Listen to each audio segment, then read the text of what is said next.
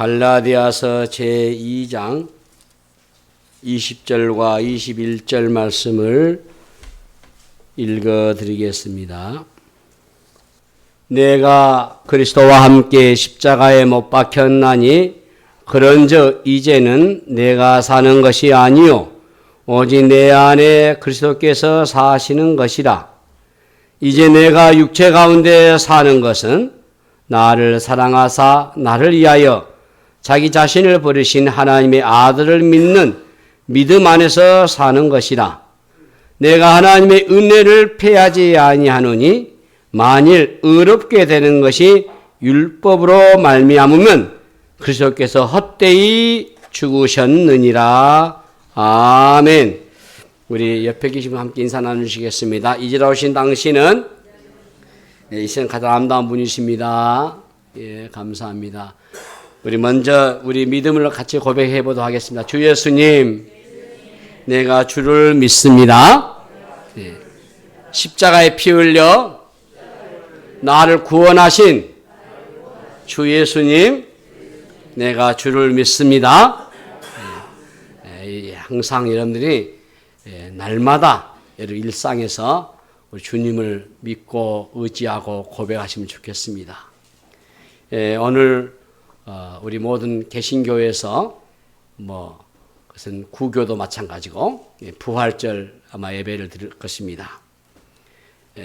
이 부활절 우리 예수님께서 부활하신 날을 기념하는 우리 기독교 최고 절기다 이렇게 여겨지기도 하고요.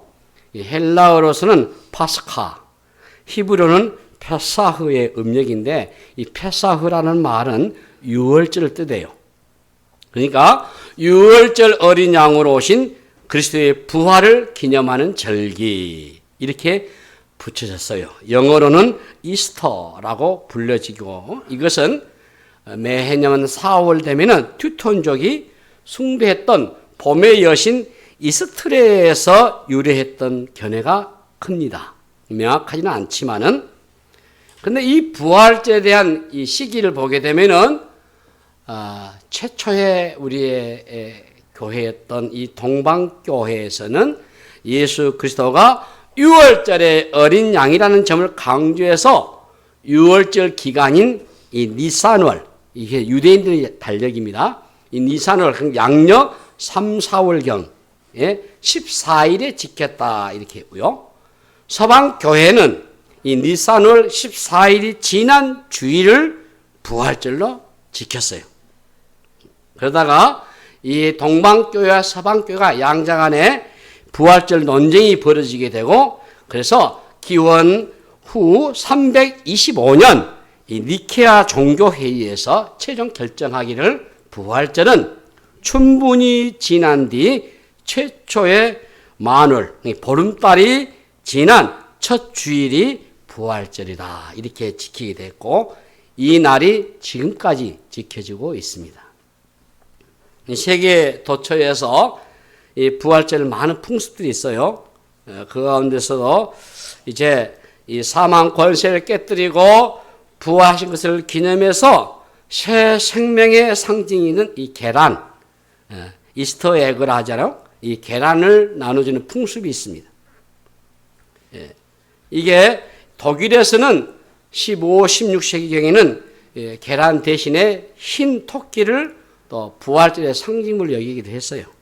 그리고 미국에서는 이 부활절 기간에 피고 있는 버뮤다 백합을 가리켜서 부활절 백합이다 이렇게 부르기도 했어요. 그래서 교회 강단에 많은 하얀 꽃들을 새깁니다.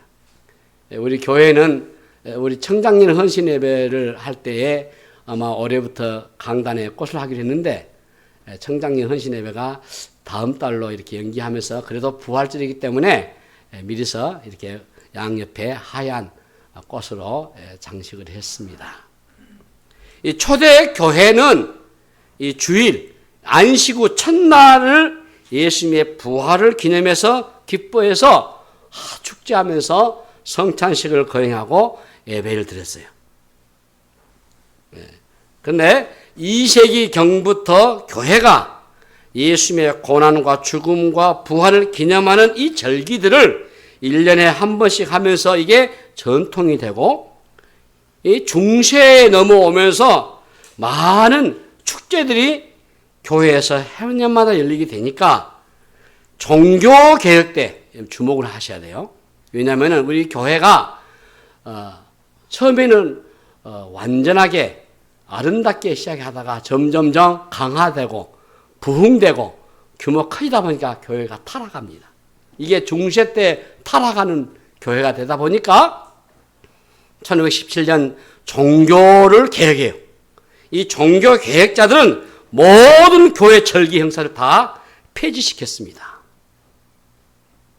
그 후에 네덜란드 개혁교회가 1574년에 도르트회에서 노회가 기독교 연례 절기 행사를 모두 취소하고 우리는 오직 주일 하나면 충분하다 라고 결정했어요. 그러면서 그래도 성탄절, 부활절, 성령 강림제는 아주 시사한 바 크기 때문에 이때는 그곳에 맞는 설교하는 것이 좋겠다라고 결의했다고 합니다. 예. 이런 내용들을 보면은 교회 구교와 천주교와 성공회 같은 경우는 많은 이런 행사들 또 절기들을 합니다. 그러나 우리 개신교회 정통 개혁파 교회들은 별로 없어요. 성탄절 그리고 부활절, 성령 강림절, 감사절도 없습니다. 이 감사절은 미국에서 선교사가 와가지고 미국의 추수 감사를 기념해서 우리가 했잖아요. 제가 쭉 책을 보면서 이 부활절 예수의 십자가에 죽으심과 이 부활을 믿는 우리 신앙의 가장 기독교 핵심 이 진리, 이 교리를 믿는 초대의 예수님의 제자 사도들은 어떻게 그들은 살고 마무리했는가, 이것을 제가 추적해 보면서 역사가였던 요세푸스의 교회사를 한번 읽어보니까 12제자의 죽음이 기록되어 있는데, 베드로는 예수의 십자가 부활을 전하다가 로마에서 거꾸로 십자가에 못을 박혀 죽어 순교했습니다. 안드레는 헬라 아가성에서 십자가에 줄로 매달려 순교했고요. 야고보는 예루살렘에서 헤롯의 박해 칼에 목이 베어서 순교했습니다. 요한이는 로마가 멸망 후에 에베소에서 전도하다가 끓는 가마솥에 넣었으나 기적적으로 죽지 않으니까 반모섬으로 귀향을 보낸 후에 홀로 일생을 보내면서 묵시를 받아 지금 우리가 읽고 있는 요한계시록을 쓰고 수명대로 자연사했습니다. 빌립은 소아시아 부르기아에서 기둥에 매달려 몸이 찢겨져 순교했고요. 바돌로메는 알미니아에서 수없는 매질을 당하고 십자가에 거꾸로 매달려 순교했습니다. 도마는 인도에서 군인들이 던진 창에 맞아 순교했고요. 마태는 이디오피아에서 칼에 목이 베어 순교를 당했습니다. 그리고 알페오의 아들 야고보는 군중들이 성전 꼭대기에서 밑으로 떨어뜨려 순교했고, 야고보의 동생 다데오는 파사에서 전도하다가 활에 맞아 순교했습니다. 그리고 시몬은 애굽에서 전도하다가 유대에 돌아와 군인들이 쏜 화살에 순교당했고요.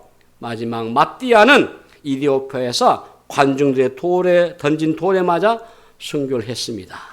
그들은 한결같이 예수의 십자가와 부활을 전하다가 하나님 앞에 갔다. 이 기록을 제가 보면서 이 역사가 요세푸스가 가장 바르고 바른 역사를 썼거든요. 그래서 우리 교회사를 공부할 때 반드시 모든 목회자들은 이 요세푸스의 역사서를 반드시 탐독을 해야 돼요. 그러면서 오늘 이 부활절 설교를 이제 낮예배 때는 십자가에 대한 것을 강조하고, 그리고 오후에는 이 부활신앙 확실히 다르다 해서 부활신앙으로 연결시키려고 합니다. 잠깐 기도하겠습니다. 하나님 은혜를 감사합니다. 이 부활절 우리가 축하하고 또 축복하고 감사하면서 다시 한번 이 부활의 신앙, 우리 기독교의 핵심인 십자가 부활의 신앙을 우리 안에 새겨주시고 성령 안에서 우리가 십자가 부활의 신앙으로 승리해 나가도록 저에게 복을 내려 주옵소서. 이 시간도 주의 성령께서 조명해 주시고 깨닫게 해주시고 우리가 말씀 마음에 새길 수 있도록 은혜를 입혀 주시옵소서. 감사하고 예수 이름으로 기도하옵나이다. 아멘. 자, 여러분, 신앙생활이 무엇일까요? 예수님을 믿고 그분을 따라가는 것이다. 이렇게 말할 수 있을 것입니다. 또 좀 다르게 표현해 보신다면은 예수님이 가셨던 길을 따라가는 것이 신앙생활이다. 그렇다면은 그리스도는 어떻게 사셨습니까, 여러분? 우리 주님의 삶을 농축한다면은 그건 십자가와 부활이에요. 그래서 우리의 신앙의 초점도 십자가와 부활이 되셔야만 되는 줄로 믿습니다. 이 십자가와 부활이라고 하는 이 초점을 맞추고 우리가 살아갈 때에 방해가 되는 게 있어요. 다시 말해서 우리 신앙에 아주 잘못된 나쁜 것, 방해되는 것, 이게 뭔가? 나 자신입니다. 우리는 그리스도에게 초점을 맞추기보다는 나 자신에게 초점을 맞추고 싶어요. 우리를 높이려 하면 할수록 십자가 부활은 점점점 더 멀어져요. 그래서 우리 신앙의 가장 큰 적은 자기 우상화입니다. 자기 우상이요. 아마 여러분들이 자기 우상이라는 말 잘 들어보지 않았을 겁니다. 우상 숭배는 매일 여러분의 삶 속에서 나의 내면 안에서 일어나고 있어요. 그럼 나의 우상이 무엇인가라는 것을 발견하는 게 이게 어렵지 않아요. 여러분이 가장 많이 열정을 쏟고 많은 돈을 투자하고 많은 시간을 어디에 투자하고 있는가, 이걸 보면 알 수 있어요. 우리가 왜 돈을 법니까? 우리가 왜 그렇게 악착같이 일합니까? 우리가 왜 그렇게 분노하죠? 왜 우리가 이렇게 우울증이 만연할까요?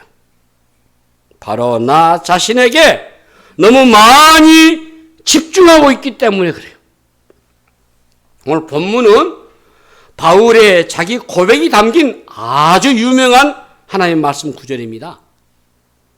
우리 본문 20절 앞부분에서 내가 그리스도와 함께 십자가에 못 박혔나니 그런즉 이젠 내가 사는 것이 아니요 오직 내 안에 그리스도께서 사시는 것이다. 이렇게 말씀해요. 내가 그리스도와 함께 십자가에 못 박혔다 라고 할 때에 나는 누구인가? 율법을 이루려고 애를 쓰며 살아왔던 나?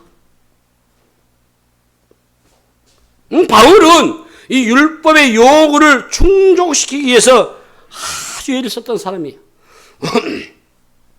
왜 그렇게 율법을 지키려고 애썼을까? 알고 보면 자기 만족, 자기 성취, 자신을 강화시키는 것, 자아 강화. 율법을 추구하며 살아갈 때는 모든 중심에 이 나라고 하는 이 자아, 에고가 있었던 거예요.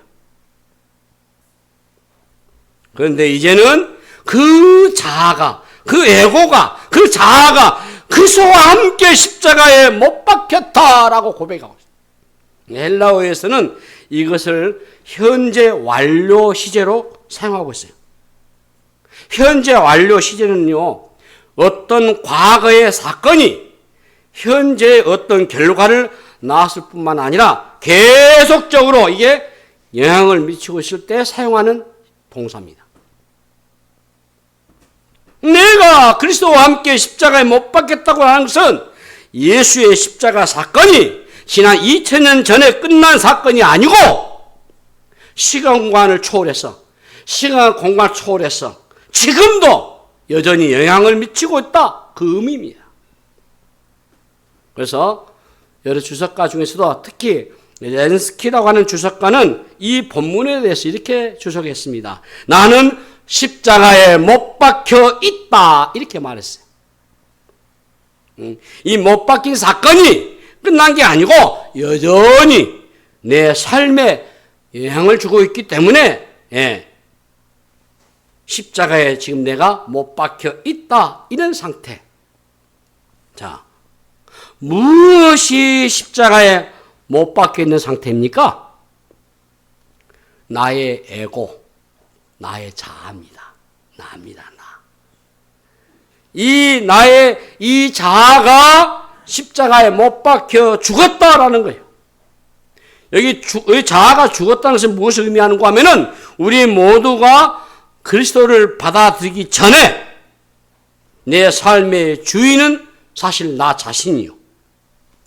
육신적 것을 추구하는 나 자신이 중심이 있잖아요. 모든 것의 중심은 나지요. 그것이 진리인가 아닌가, 옳은가 틀린가가 아닌 내 마음에 드는 지가 중요해요. 교회를 결정할 때도 내가 좋아하는 교회가 있죠. 내가 좋아하는 스타일의 목사님의 설교가 있잖아요. 내 마음에 드는 목사님이 있어서 찾잖아요. 철저하게 자기 중심적인 삶입니다. 문제는 우리 자아가 이 죄로 똘똘히 뭉쳐져 있다는 거예요. 이게 자기를 사랑하지만 이게 병적인 자기애가 돼버려요. 병적인 자기애. 교만은요, 목에 힘을 줄 뿐만 아니고 이 병적인 자기애의 표현이 교만이에요. 세상은 온통 그러므로 교만의 전시장입니다. 여러분.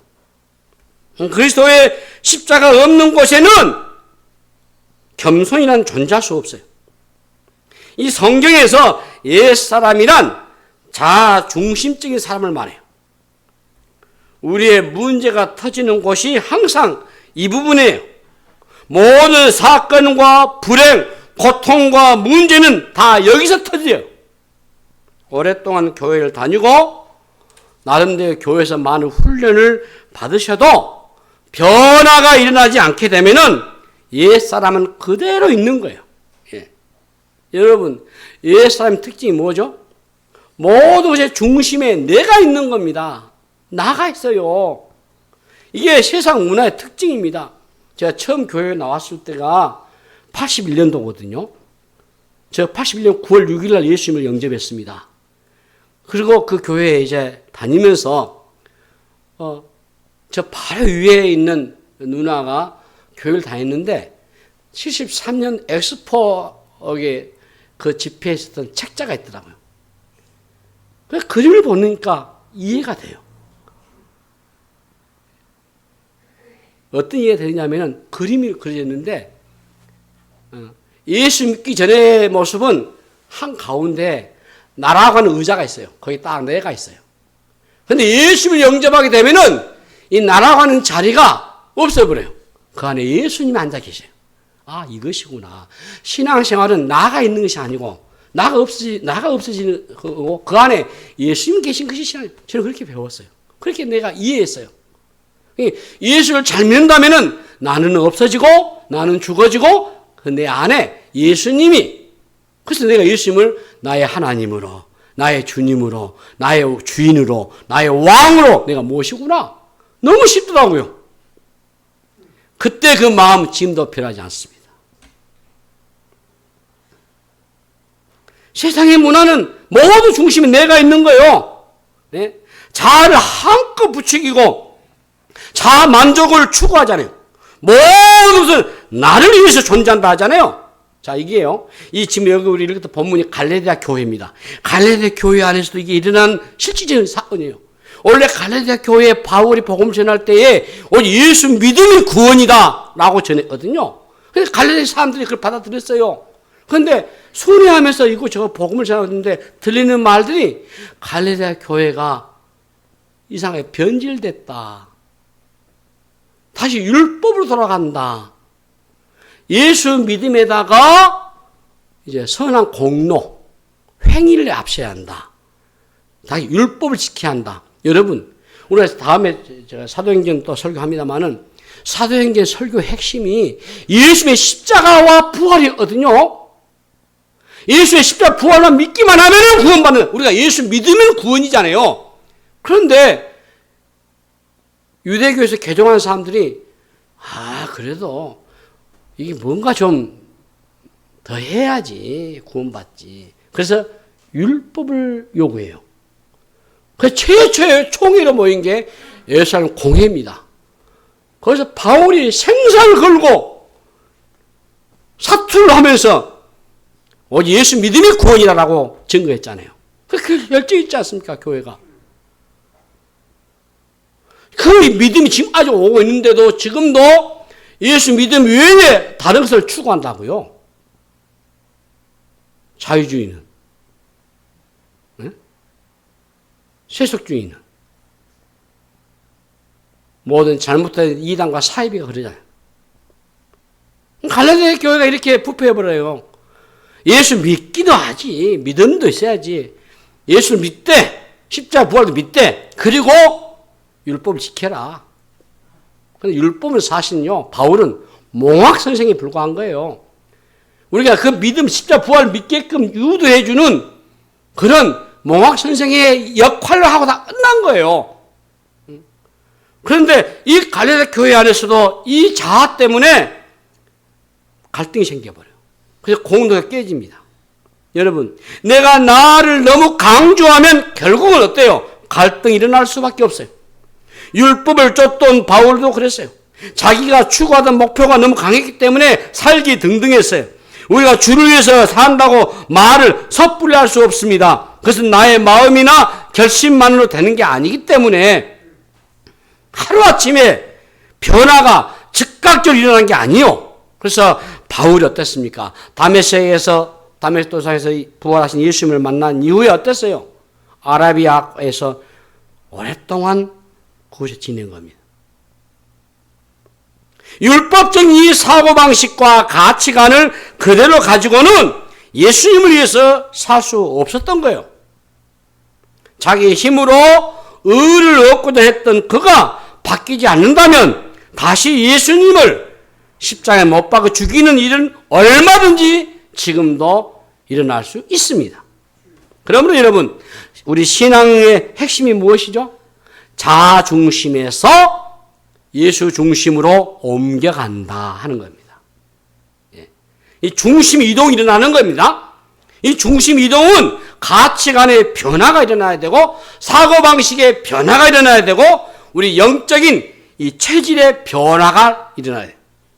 그냥 교회만 오고 가면요 10년, 100년이 걸려도요 아무 일도 일어나지 않습니다. 신앙은 이미지 관리와 개선이 아니에요. 그리스도께서 우리의 외적인 이미지를 바꾸기 위해서 십자가에 죽으시지 않으셨어요. 그리스도가 십자가에 죽으신 것은 우리의 근본적인 변화를 위해서입니다.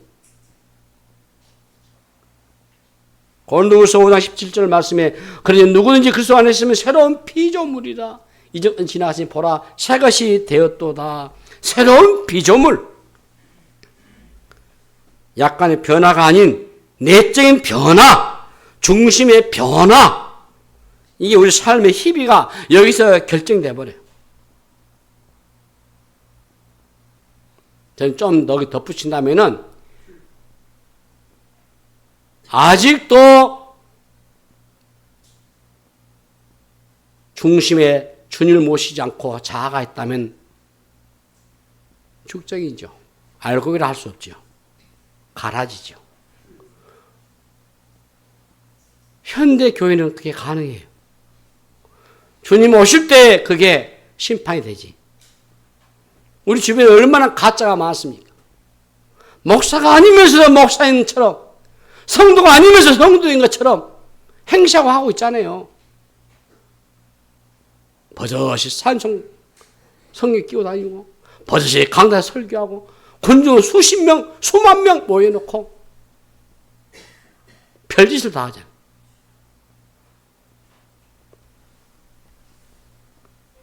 중심의 변화는 십자가를 통할 때 일어나는 거예요. 십자가를 통과한다는 것이 어떤 것입니까? 갈라디아서 5장 24절 보시면 그리스도 예수의 사람들은 육체와 함께 그 정욕과 탐심을 십자가에 못 박았느니라 이렇게 말씀하셔요. 그리스도와 함께 자아가 죽는 사건이에요. 이 자아가 정욕과 탐심으로 둘러싸여 있는데 이 자아가 죽는 경험이 일어나야 한다라는 것입니다. 이 죽는다는 게 간단하지 않습니다. 죽는 사건이 일어나면 분명히 변화가 일어날 수밖에 없어요. 그래서 주변 사람들이 너 진짜 변한 것 같다라고 말한 적이 있습니다. 여러분, 이 진짜라는 말이 얼마나 중요합니까? 이 죽는다는 경험은 애매모호하지 않습니다. 새로운 삶을 살고자 하는 결심에서 새 삶을 살 수 있는 게 아니에요. 옛 사람이 완전히 죽어야 새 삶이 시작됩니다.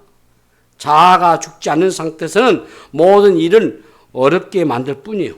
사람들은 죽는 것을 두려워해요. 살기 위해서 몸부림을 치고 자존심을 다치면 살기 등등합니다. 교회 안에서도 대부분의 싸움들이 다 이 자존감 싸움이에요. 부부 싸움도 고상거 가지고 싸우지 않습니다. 자아 충돌로 이게 싸워요. 십자가 없는 그런 가정은 그래서 전쟁이 멈추지 않는 거예요. 어떤 사람은 죽은 척 하는 거죠. 그런데 어느 순간 이게 깨어나버려요. 예. 그럼 부활 아닙니다. 죽었다고 말하지만 얼굴에는 억울하다라고 써 있어요. 그러면 안 죽었다. 그거 이 얘기 아니에요? 여러분, 다른 사람이 나를 죽이기 전에 내가 먼저 죽어야 돼요. 율법이 나를 죽이기 전에 내가 먼저 죽는다면 율법은 더 이상 효력이 없어요. 내가 죽는 순간 나에 대한 모든 요구가 의미 없어지거든요. 그렇다면 우리가 어떻게 죽어야 됩니까? 그리스도와 함께 죽는다는 것은 일상의 작은 일들 속에서 일어나는 일이에요. 고린도전서 15장 31절에서 형제들아 내가 그리스도 예수 안에 우리 주 안에서 가진 바 너희에 대한 나의 자랑을 두고 단하노니 나는 날마다 죽노라. 예? 이것은 일상적인 순교라는 얘기예요. 예? 주님의 길을 떠나고자 하면은 매일 십자가에서 죽는 경험을 하셔야 돼요. 예? 예수님을 보아보셔요. 예수님은 십자가에 죽으시기 전에 이미 죽으셨어요. 겟세마네 동산에서 기도하는 가운데 그분은 죽으셨어요. 나의 원함, 나의 소원, 나의 갈망이 꺾어질 때에 그것을 우리가 죽었다라고 얘기해요. 왕 중에 왕이신 분이 인간에 의해서 불법적인 재판을 받으실 때 이미 그분은 죽으셨어요. 조롱과 채찍에 맞으실 때 죽으셨어요. 돌들이 떡이 되게 하라고 하신 사탄의 유혹을 거절할 때 육체의 욕망에 대해서 죽으신 거죠. 자아가 갈망하는 것을 거부하고 하나님의 뜻을 따르고자 하는 순간 죽음을 경험하게 되는 겁니다. 나의 원함을 참고 인내할 때 고통이 와요. 고통은 죽어가는 과정에서 겪은 거예요. 잠깐만 눈물을 감으면은 내가 원하는 것을 손에 쥘 수 있지만 그것을 단호하게 거절할 때에 내 정욕과 욕심을 십자가에 못 박는 것. 내가 하고 싶은 말을 다 쏟아버리고 싶지만은 그것을 참는 게 사실 죽는 겁니다. 자기의 존재를 드러내고 싶을 때에 그 욕구를 포기하는 것이 참 어려워요. 누군가로부터 인정받고 싶은 욕구는 누구나 다 가지고 있어요.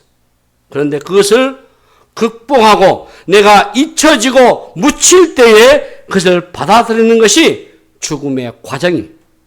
내가 수고한 대로 다 알아주지 않아도 그대로 다 받아들이는 거죠. 내가 베푼 선의를 누군가는 알아주지 않아도 그 선의를 계속해서 행하는 일이 사실 죽는 거예요.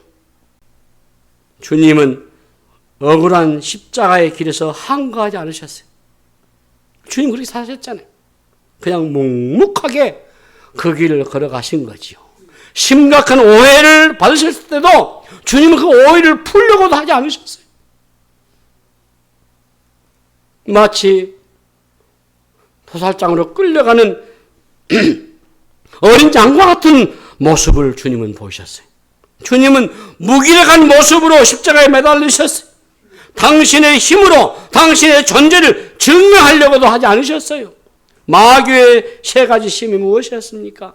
하나님의 아들이어든 네 존재를 한번 증명해 바라는 거 아니오. 그러나 주님은 단호하게 이걸 거절하지 않아요. 여러분, 그리스도를 따른다고 하는 것은 일상에서 일어나는 일입니다. 나의 옛사람이 죽으면 더 이상 과거의 삶을 반복할 수가 없어요. 분명한 변화입니다. 그리스도와 함께 죽는 사람은 더 이상 자기 주장이 없어지는 거예요. 이전에 쓸데없는 고집이 다 없어지는 거예요. 자기 주장도 없이 살면 바보가 되는 게 아닐까? 여러분 너무 염려하지 마세요. 그리스도가 주님이 그렇게 사셨잖아요. 그리고 그 삶이 인류의 가장 위대한 삶이셨어요. 자기 주장이 너무 강한 사람은 그 안에 그리스도가 살 수가 없어요. 자아가 강력하게 살아 움직이는 삶은 결국 초라해질 뿐이에요. 그리스도가 내 안에 계시지 않으면 인간적인 고집만이 드러나게 돼 있어요. 우리가 세상에서 흔히 보는 광경이잖아요. 우리 부부들이 싸울 수 있는 거, 싸우는 거 정상이죠. 그런데 어느 지점에 가서는 자기 고집을 좀 내려놔야 돼요. 아무것도 아니더라고요.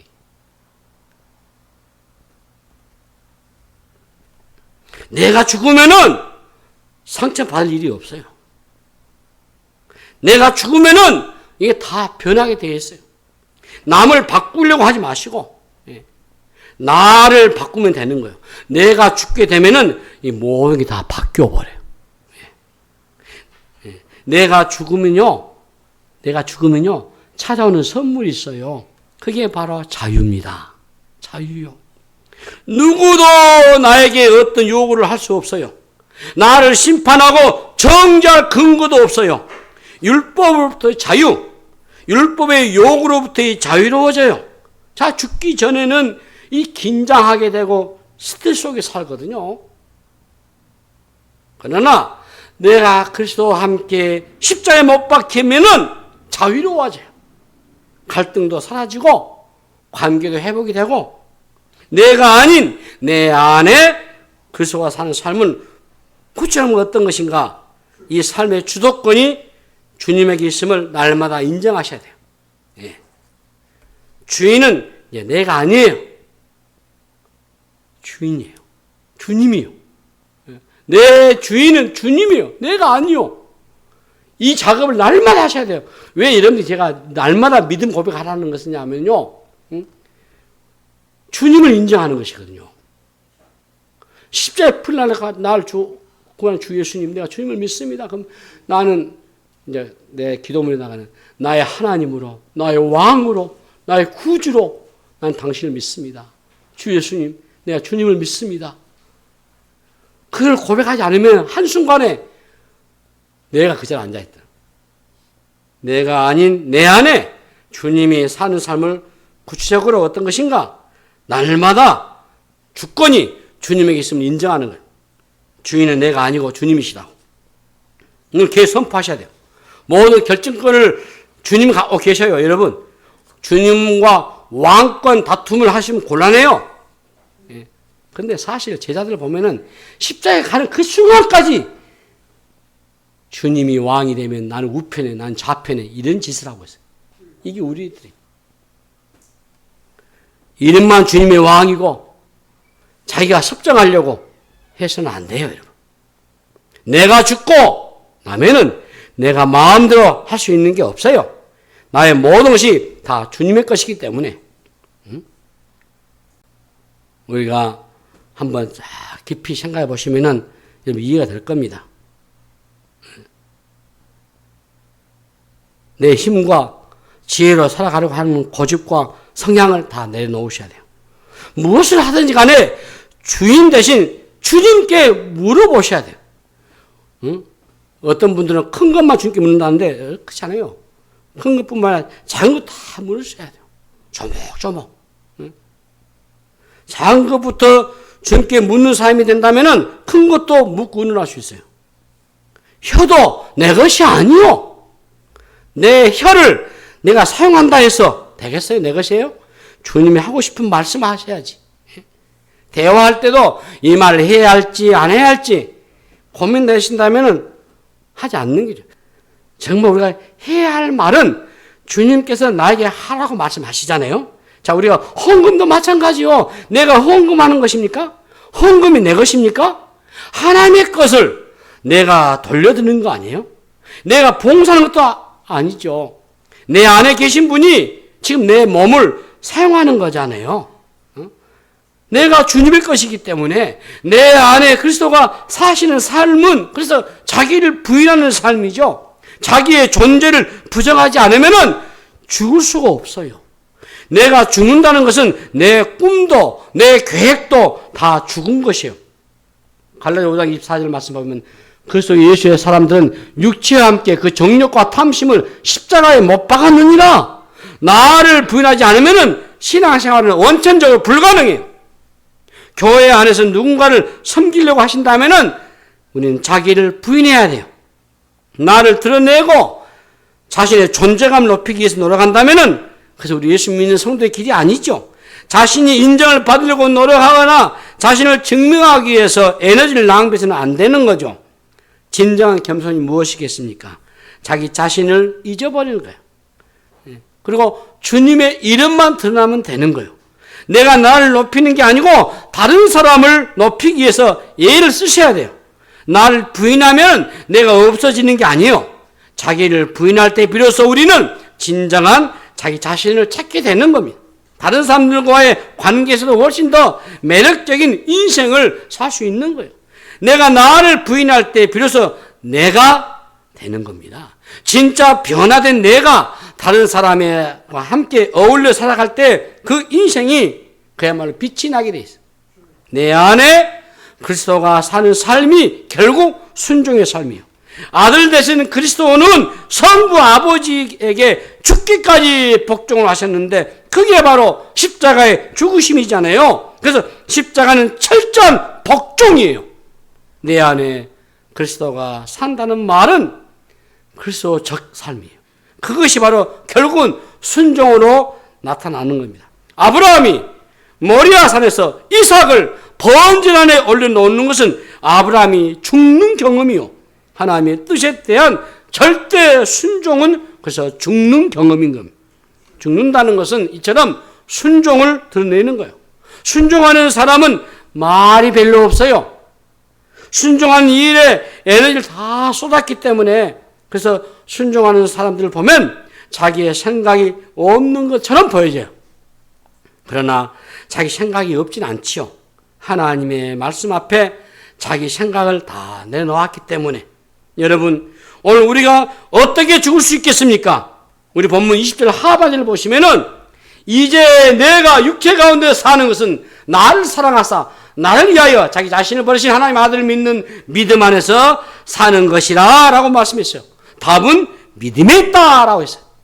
십자가에 달리신 예수를 믿는 믿음이 그래서 필요한 겁니다. 부활의 능력을 믿으셔야 죽을 수 있는 겁니다. 다시 살려주실 것이라는 믿음이 없다면 죽을 수 없어요. 부활의 힘이 그래서 십자가의 삶을 살게 하는 겁니다. 나에 대한 믿음을 포기하고 하나님의 아들을 믿는 믿음 안에서 살아가셔야 돼요. 내 안에 예수님이 계신 것을 믿고 내 안에 계신 예수님이 나의 삶을 도우시고 이끄시는 사실 여러분 믿으시기 바랍니다. 믿음은 그러면 온전히 모든 것을 맡기는 거예요. 내가 죽으면 어떻게 될까라고 고민하지 마세요.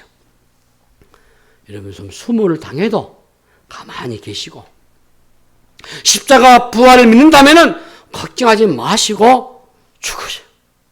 네. 십자가는 끝이 아니에요. 죽은 자만 부활을 경험할 수 있어요. 주를 위해서 자신을 잃어버릴 때 얻게 되는 거예요. 고난은 받아야 영광이 있어요.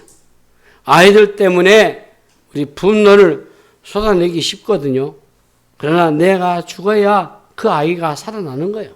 부부도 마찬가지요. 하는 일마다 속을 뒤집어 놓아도 맞대응하지 마시고 그냥 내가 죽어야 되겠다. 예. 그러면 평화가 와요. 예. 부활의 능력을 일상에서 경험하시길 그래서 여러분 바랍니다. 이 죽는 것이 얼마나 유익한가를 여러분 알게 될 것입니다. 왜? 성령의 능력이 필요하거든요. 우리 자신의 힘으로 우리 자아를 죽이려고 하면 실패해요. 우리의 자아가 얼마나 강합니까? 1살, 2살만 되어도요, 예고가 생겨요. 이 자아가. 최소한 3살 되면 완전히 이게 딱 굳어져요. 예. 이 자아는 나이가 들수록 더 강해져요. 어떤 사람은 죽어가면서도 그 자아는 안 죽습니다. 90년 초에 제가 붕에 갔었는데 들어보니까 친구 얘기하더라고. 그래가지고 그래 절친 친구에게 죽어가니 병들 하니까 연락이 와가지고 가서 예수만 믿어라. 그럼 나같이 천국 간다게 다 눈을 뜨면서 나 안 믿어. 그래 죽어버리더래요. 죽기 직전까지도 자아가 안 죽는 거예요. 이렇게. 예? 무섭습니다. 이렇게. 강한 자아가 그를 놓아주지 않는 거죠. 그래서 하나님의 특별한 은혜가 필요합니다. 성령의 이끄심이 필요합니다. 그래서 바울은 갈라디아서 육체의 소욕과 성령의 소욕을 대조합니다. 욕망은 강력해요. 육체의 소욕과 성령의 소욕을 부딪힐 수밖에 없습니다. 성령이 육체의 소욕을 꺾으실 때에 성령의 9가지 열매가 맺혀요. 그냥 인내하고 사랑할 수 없어요. 내가 살아왔던 방식이 결코 그것을 용납하지 않습니다. 오직 성령으로만 가능해요. 성령이 나의 자아를 바로 잡아주셔야 돼요. 우리는 죄와 정욕에 아주 매우 무기력합니다. 절대로 성령의 이끄심이 필요한 겁니다. 우리의 힘으로는 변화가 불가능해요. 우리 자아 결코 안 죽습니다. 에고가 안 죽으면 우리 인생이 불행해질 수밖에 없어요. 하나님의 백성답게 살지 못하고 하나님의 기뻐하는 삶을 살 수가 없고 그래서 육체의 소욕에 길들여진 나 때문에 그래서 우리가 성령의 인도와 조명을 받고 충만한 삶을 사셔야 돼요. 그러면 놀라운 일이 벌어져요. 성령은 우리의 육체의 소욕을 꺾고 남을 능히 있는 줄로 믿습니다. 사랑하는 여러분, 이제 말씀 마무리하죠. 십자가 신앙이란 잘 주는 삶. 예. 그리스도와 함께 십자가에 못 박혀 죽는 일은 비참한 일이 아니고 비참한 삶은 그리스도와 함께 죽기를 거부하는 사람. 그래서 십자가 신앙은 잘 죽는 삶. 기억하십시오. 잘 죽는 삶이라. 예. 그래서 십자가 부활은 우리가 매일 경험하는 삶이 되셔야 돼요. 그래서 우리 신앙의 핵심은 십자가 부활이다. 오늘 우리 본문 갈라디아서 2장 20절 말씀을 계속 여러분 묵상해 보시면서 그 말씀대로 살아가는 저 여러분 다 되시기를 주의 이름으로 축복합니다. 하나님 아버지 은혜를 감사합니다. 십자가 부활의 신앙 되게 하여 주시옵소서. 감사하고 우리 구주 예수 이름으로 간절히 기도하옵나이다. 아멘.